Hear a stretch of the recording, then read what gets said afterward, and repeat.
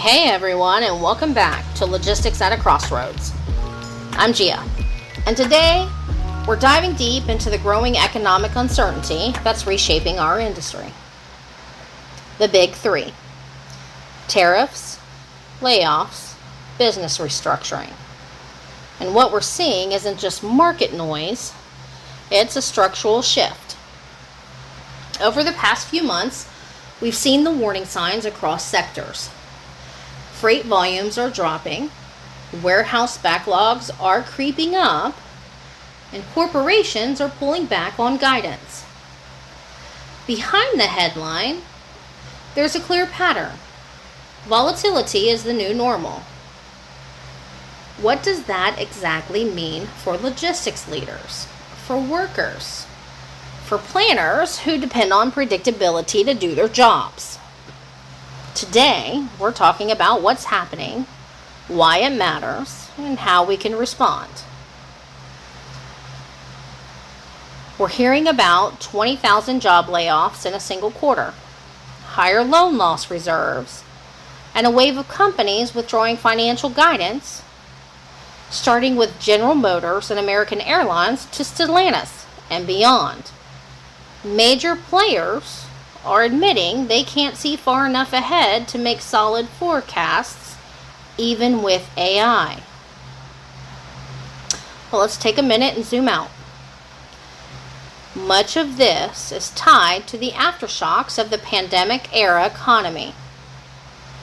I said it, pandemic-era economy, because for years, businesses operated on a stimulus-fueled growth.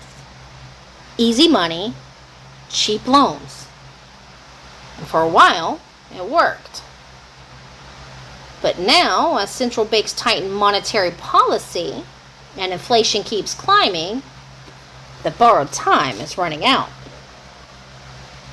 JP Morgan, for example, recently raised its loan loss reserves by 30% in anticipation of defaulting. Now, Amazon and Meta have even gone through their own multiple waves of layoffs. And those aren't seasonal corrections. These are long-term defensive moves. We're not just in a downturn. We're in a slow-motion reset. And one article that caught my attention recently was by Madiva Matmani. His core argument, this time, restructuring has to be end-to-end. Not just cutting a few costs here and there. Not trimming around the edges. This is a full body transformation.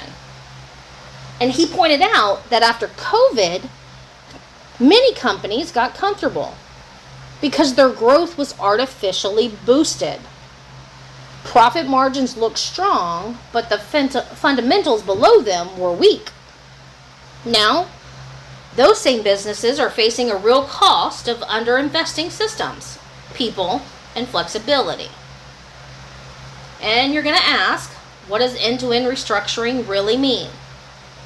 Well, picture any global firm. It just can't upgrade its tech and call it innovation. It has to renegotiate procurement contracts, streamline delivery routes, rethink leadership layers, and they have to rebuild contingency planning.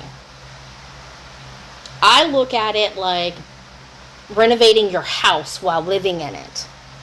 It's painful, it's messy, but it's necessary for a lot of people. You can't just move out, go somewhere else while they renovate. People don't have the money. It has to be done while you're living in it. And what does that mean for logistics? Well, we're going to talk about tariffs. As they continue to shift the playing field, the corporate financials get shakier. I mean, logistics leaders are stuck trying to plan for an unpredictable future. And when companies they relied on for guidance suddenly aren't sharing that information or aren't able to give it, that creates a massive uncertainty in freight forecasting and any of their inventory planning and how they allocate their workforce. And some warehouses in the Midwest are reporting 40% under capacity. Meanwhile, coastal ports are once again clogged due to emergency reroutes driven by geopolitical tensions.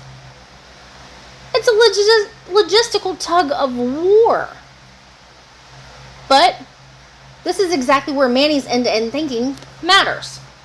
If you're only reacting to yesterday's disruption, you're already behind. Logistics firms have to rethink their entire operating model, and not just for efficiency, but for resilience. And some are already moving. A mid-sized logistics firm in Atlanta recently launched a regional pivot strategy that lets them reroute goods across the state lines in under 12 hours. Is it perfect? No. But it's adaptive, and that's the point. And let's talk about something that's flying under the radar, but directly impacting logistics on the ground. Steamship lines, blank sailings, backed up exports, and idle containers. Blank sailings happen every April to October. But it looks like there are more this year than there have been in the previous 2. They're on the rise again. And carriers are now canceling routes, not because of the weather or labor disputes, but because the cargo demand just isn't there. And that tells you everything about the confidence levels in the global economy right now. When the routes from Asia to the US or Europe get pulled, it sends a ripple down every supply chain. And the result? More containers are just sitting, especially exports. U.S. ports are reporting that more outbound containers are getting left behind on terminals, and in some places we're seeing stacks of empty containers that were supposed to head back overseas, but they're not moving. Either because there's no demand, no available sailings, or the economics don't make sense. This is the inversion of what we saw during COVID. Back then, it was the imports that were piling up. Now, our own U.S. agricultural exporters and manufacturers can't get space. And guess what? That slows cash flow, hurts customer relations, and puts long-term contracts at risk. I mean, think about the recent port data that the Port of Oakland saw a 20% increase in idle exports in the past quarter.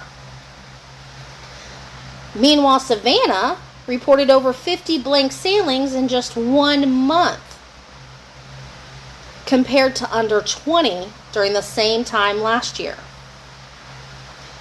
So, while the headlines are focused on inflation and tech layoffs, logistics professionals are staring down a different crisis. We're looking at too many containers, not enough ships, and no clear timeline for relief.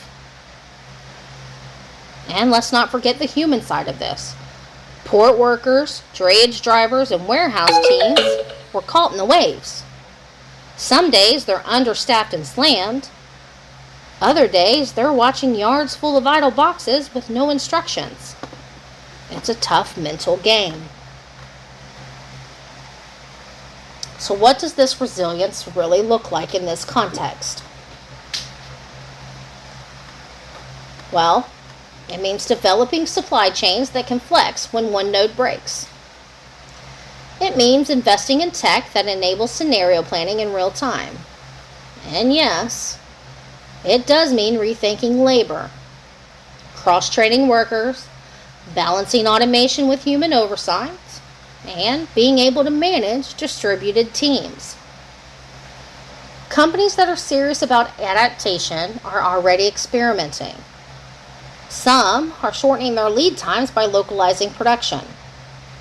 Others are using AI to dynamically adjust their inventory levels based on weather, traffic, and consumer behavior. But here's the truth. Those who wait for the storm to pass will be left behind. Those who build for uncertainty will not only survive, they'll lead. And the uncertainty around tariffs, layoffs, and restructuring, it isn't going away. But in that uncertainty is a chance to build something stronger. Until then, stay adaptable, stay resilient, and keep navigating these crossroads right along with me. This has been Holding the Line, a Logistics at a Crossroads podcast. We'll be back soon.